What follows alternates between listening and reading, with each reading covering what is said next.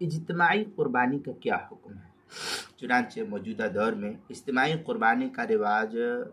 عام ہوتا ہوا جا رہا ہے اور ہر جگہ یہ رواج پھیلتا ہوا جا رہا ہے، اور بہت سارے ادارے یہ خدمت انجام دے رہے ہیں،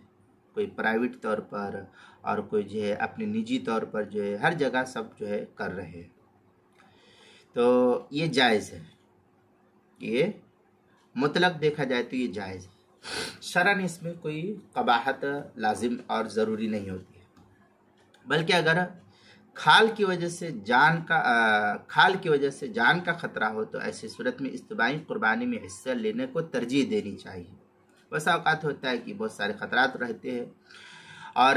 اس صورت میں کوئی پریشانی بھی انسان کو لاحق نہیں ہوگی، اور کھال بھی مستحق لوگوں کو اس صورت میں مل جائے گی کہ جو ادارے والے ہیں وہ مناسب جگہ اس کھال کو پہنچا دیتے ہیں۔ چنانچہ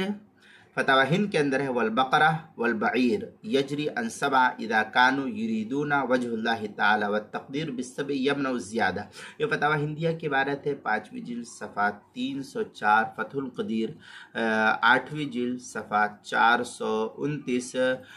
جو رشیدیہ مکتبہ رشیدیہ کا چھپا ہوا نسخہ، البحر الرائق 8ویں جلد صفحہ 174، جو ایچ ایم سعید کراچی کا چھپا ہوا نسخہ ہے، بدائع الصنائع 5ویں جلد صفحہ 70 اور 72، فصل اما محل اقامت الواجب، جو ایچ ایم سعید کراچی کا چھپا ہوا نسخہ ہے، اس کے اندر دوسری صورتحال یہ کہ اجتماعی قربانی میں ایک بات کا عام طور پر لوگ خاص خیال نہیں رکھتے ہیں، تو اس کی طرف میں توجہ دلانا چاہتا ہوں لوگوں کو کہ خاص خیال رکھنا ضروری یہ ہے کہ جان بوجھ کر حرام آمدنی والے افراد کے ساتھ کسی کو شریک نہیں کرنا چاہیے، مثلا سود بیاج ہے یا جوا سٹے کا پیسہ ہے، تو ایسے لوگوں کو شرکت نہیں کرنا چاہیے، ورنہ قربانی دوسروں کی صحیح نہیں ہوگی، ان کی قربانی خراب ہو جائے گی۔ اس لیے اجتماعی قربانی کا انتظام کرنے والے ادارے پر یا افراد پر یہ چیز ضروری ہے کہ اس بات کا خاص خیال رکھیں، اور اس کی آسان صورت یہ ہے کہ جہاں حصوں کی بکنگ ہوتی ہے وہاں بڑے حروف میں یہ اعلان لکھ کر کے آویزہ کر دیا جائے، چسپاں کر دیا جائے کہ حرام آمدنی والے مثلا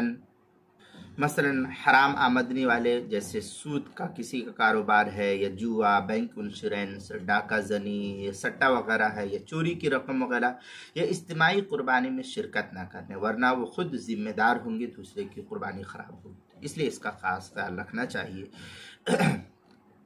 چنانچہ ترمذی شریف میں ایک روایت ہے، ان سعد قال رسول اللہ صلی اللہ علیہ وسلم ان اللہ طیب یحب الطیب نظیف یحب النظافہ کریم یحب الکرم۔ یہ ترمذی کی روایت ہے، اور جمع الجوامع جلد نمبر 2 صفحہ نمبر 248، حدیث نمبر 5280، جو دارالکتب العلمیہ بیروت کا چھپا ہوا نسخہ اس کے اندر۔ مسند امام احمد بن حنبل میں ہے، ان ابی ہریرہ رضی اللہ تعالی عنہ ان رسول اللہ صلی اللہ علیہ وسلم قال ان اللہ يقبل الصدقہ ولا يقبل منها الا الطیب۔ اس طریقے کی عبارت جو ہے مسند امام احمد بن حنبل جلد نمبر 9 صفحہ نمبر 150، حدیث نمبر 9217، جو دارالحدیث قاہرہ کا چھپا ہوا نسخہ ہے اس کے اندر، اور روزے کے مسائل کا انسائکلوپیڈیا اس کے صفحہ 26 اور صفحہ 27 پر بھی اس کو نقل کیا گیا ہے۔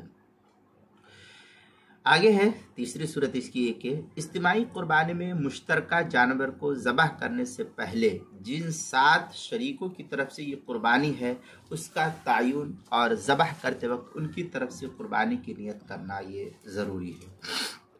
ورنہ تعین نہ ہونے کی وجہ سے قربانی اس صورت میں صحیح نہیں ہوگی۔ چنانچہ